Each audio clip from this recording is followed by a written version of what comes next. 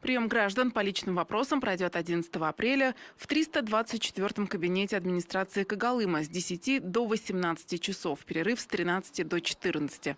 Также состоится так называемый День фонда капремонта для жителей многоквартирных домов, в которых планируется ремонт в 2020-2022 годах. Будут проведены обучающие семинары по наиболее актуальным темам в этой сфере. Начало в 15:00, кабинет 229. При себе обязательно нужно иметь паспорт.